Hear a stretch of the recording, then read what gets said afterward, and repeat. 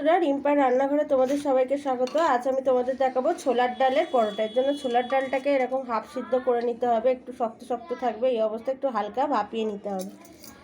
এবার আমি এখানে অন্যদিকে টমেটো কুচিয়ে রেখেছি, পেঁয়াজ কুচিয়েছি, রসুনটাকে কুচিয়ে রেখেছি, আর দেব কাঁচা লঙ্কা, আদা দিয়ে আমি এখন ডালটাকে বাটবো। ডালটার মধ্যে দেব কাঁচা লঙ্কা আর আদা দিয়ে ডালটাকে বাটবো। আমি মিক্সিং বলে ডালটা নিয়েছি, এর মধ্যে লঙ্কাগুলো দিয়েছি, আদা কুচি দিয়েছি, দেব এটার মধ্যে নুন দিয়ে দেবো, চিনি, এটা চিনি দেব,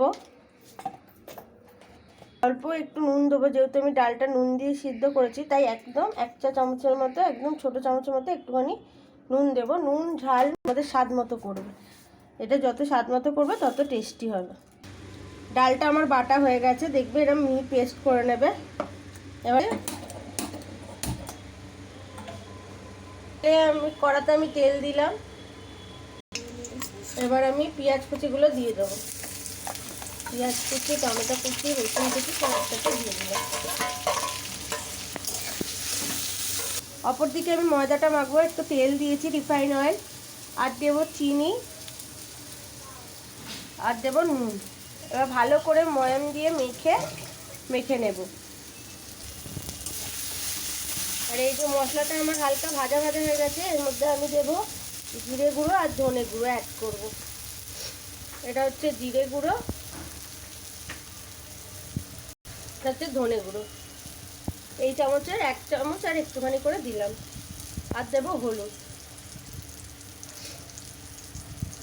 নুন মিষ্টি যেহেতু আমি আগেই মিশিয়েছি তাই আমি এখন নুন মিষ্টিটা দিচ্ছি না, ডালটা দেওয়ার পর নুনটা মিষ্টিটা দেবো।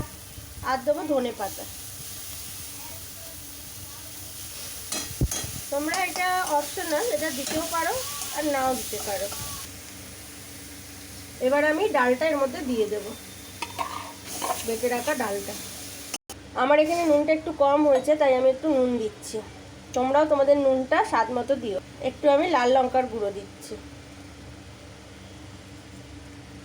দেখো ডালের পুরটা করা হয়ে গেছে, এরকম করার সাথে লাগবে না, ছেড়ে যাবে। নামিয়ে দেবো, এই যে এরকম দেখো ছেড়ে যাবে, নিয়ে ঠান্ডা হতে দেবো 10 মিনিট মতো।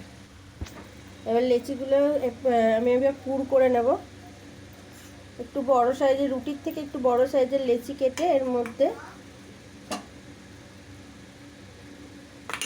এতটা ডালের পুর দিয়ে এবার মুখটা চারিদিক দিয়ে ভালো করে আটকে দেব।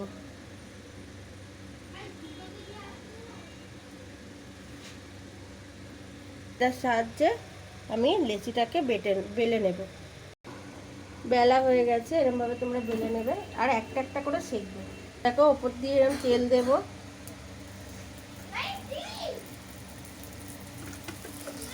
দেখো আমার পরোটাটা হয়ে গেছে, তোমরা দেখতে পাবে এটা কতটা নরম আর তুলতুলে হয়েছে। তোমরা অবশ্যই একবার টেস্ট করে বানিয়ে দেখো আর আমাকে কমেন্টে জানিও। আমার চ্যানেলটাকে ভালো লাগলে লাইক, কমেন্টস আর সাবস্ক্রাইব করে নিও। ধন্যবাদ। আশা করি তোমরা সবাই ভালো থাকবে, সুস্থ থাকবে, আমরাও সবাই ভালো আছি।